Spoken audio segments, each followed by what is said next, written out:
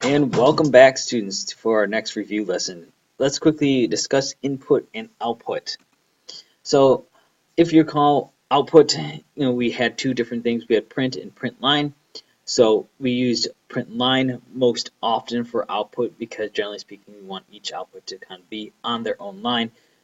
Whereas if you recall with print, it outputs on the same line. All right, so that's pretty much the big primary difference. Then, otherwise, they function identically.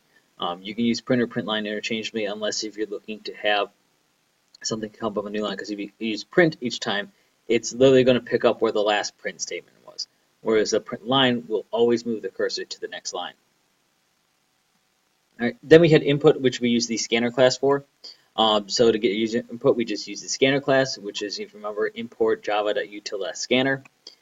And then once we have the scanner object, we can then use that object to create the appropriate input. So for example, scanner kb equals new scanner system.in. And then here's some sample inputs.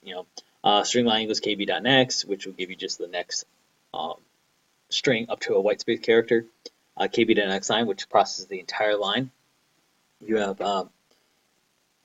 kb.nextInt, which simply just captures the next integer, and kb.nextDouble, which would capture the next double. And the last thing for today, it's kind of a quick one, is commenting.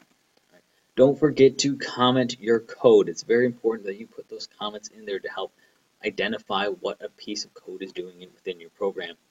Now, comments, of course, should be relevant to the program you're writing and should be used before method headers in order to describe the method. Obviously, we don't need to get down to the nitty-gritty of comment. We don't have to make a comment for every line. That's not necessarily. But one of the things you do want to do is make sure you include the appropriate stylized comments for Java docs. So let me just kind of pop over to Eclipse here. So when I'm talking about the stylized comments for Java doc, if you recall, if we just do a /star like this, it creates a block comment. But if I add a second star up here, you can see it changes it to this blue tone, and that's what Java will recognize for the Java docs. So in here's where you can add your author, and so in here, for example, I can put my name. I can have all these different things like code versions and stuff like that. So like if I'm doing version numbers, I can include the version here in order to have that within my program. You can use the deprecate tags, serials, all these other different things. Most common one we're going to use is author for our purposes. All right. And that's going to be about it, folks. I don't think I need to demonstrate this scanner class. I mean, it's pretty easy. If you forget how to do it, just remember all it is just import java.util.scanner. Okay. And then you'll just create your scanner object, just like we showed right back here in the notes. Right.